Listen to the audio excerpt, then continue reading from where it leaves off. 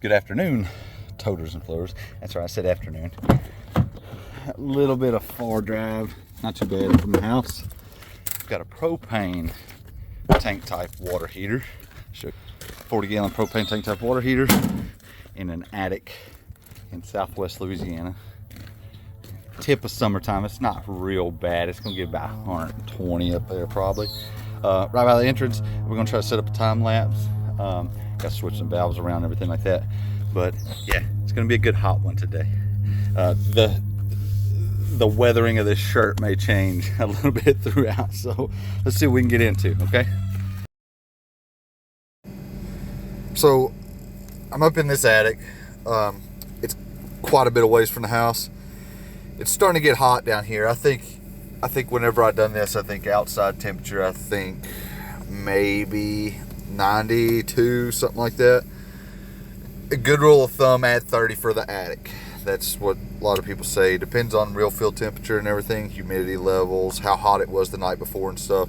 So this right here, it was about 11 o'clock. That's a lot of times companies kind of put a stop time to doing attic work. There's a customer right there checking on me. He's like, hey man, I'm gonna bring you a fan. I'm like, man, I'm good looking, dude. I appreciate that. Have my little Milwaukee fan up there with me that moves air. If anybody as a service provider knows about attics, unless there's an actual conditioned attic that's like insulated and air conditioned, whenever you have a fan up there, it's just exhaust is all it is. It's just blowing hot air all over you, but it's moving. It's not stagnant. You know, stagnant make you kind of sick and everything. Doing some soldering on some stuff. He had some gate valve on there. Not a huge fan of gate valves. It was older. It's 30 years old or so. Getting ready to pull this. This was a 30-gallon that was up there. It was leaking into the pan. Pull it out. Get it down. He was kind of spotting. I didn't really want him to help too much. It's a good gentleman, farmhand, but I try not to have any of the customers help me unless I know that they're able to help. This is an older gentleman. I didn't want anybody getting hurt or off anything. I'm gonna come back up, suck the pan out, try to get some stuff out. It didn't want to drain all that well, so there was a dirt dauber's nest that was at the end of it. I'll leave back out here in just a little bit, and you'll see me go back and forth a couple times.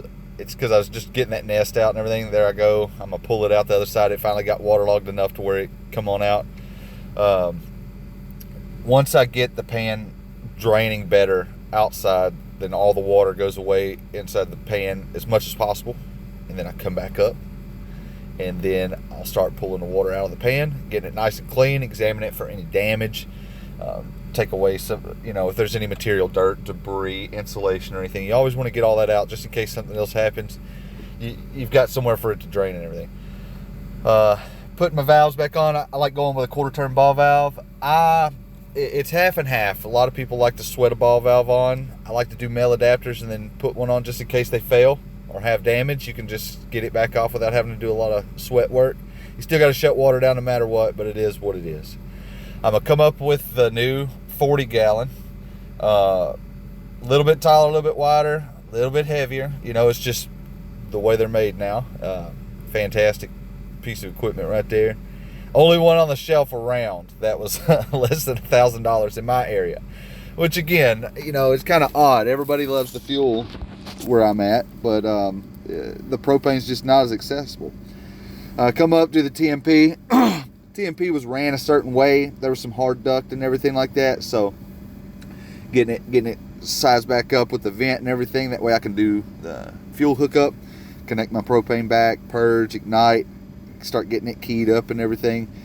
After that, you'll see me start doing the TMP. Yes, it does take off. Now, where I'm at, code states you can go horizontal at an angle or in the down position. You're not allowed to take a gravity change going up in a vertical.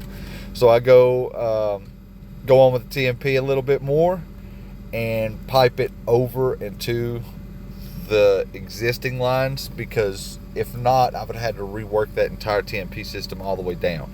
It was just the way that it was angled, the way the TMP was. With this, I can leave the control valve accessible.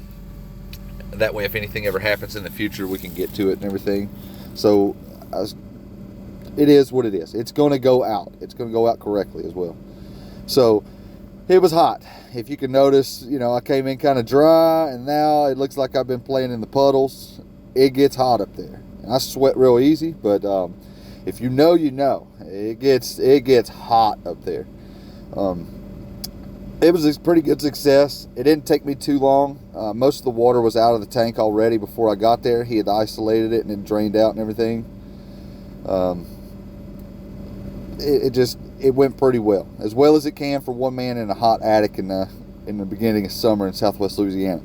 But you know, I think it was a pretty good success. That's it. I ain't picking up my tools or nothing up, but that's what it took.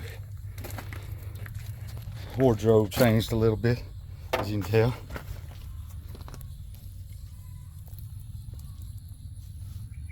Yeah, head to toe with it. It's hot up there. It is not cool. It is hot. Try to get in and out as best as possible. But the water heater's done. Okay, we're gonna check on it here in a little bit, make sure there's nothing leaking or dripping or anything. Check the fuel again, everything. We are on propane. Check it, make sure everything's satisfied. It's keyed up, air's out. She's got a couple other little honeydews up here that she's wanting me to get to. I think a clog sink or something. I may put that in here or not. But yeah, let's see what we got. It's hot. Done with that one. Kitchen sink didn't really have no problem. They thought they had a leak underneath there, but they were thawing out a lot of meat and ice and stuff like that, and it was just sweating and stuff. Tinker with some stuff, but if it gets to give them no problems, I told them how to work with them on it. Water heater in and out, everything performed well. No leaks, no drips, everything has hot water. It's liquid propane. Down here, I don't know about anywhere else, but down here, liquid propane models, they're quite expensive and not really available all that much on the shelf, which is kind of odd because we're kind of split. We have a lot of natural gas and we have a lot of propane in places that you can't get natural gas. They love fuel down here. So, other one's hauled off, other one's in and everything. I was in the attic, I was by myself, and it gets hot. Didn't have a temperature. Next one I'll have a thermostat up there, or a thermometer up there with me off my range to see what we've got. But it was hot, soaking wet hot within minutes. But see how the video comes out. Try to do one a week. Yeah, let me know what you think.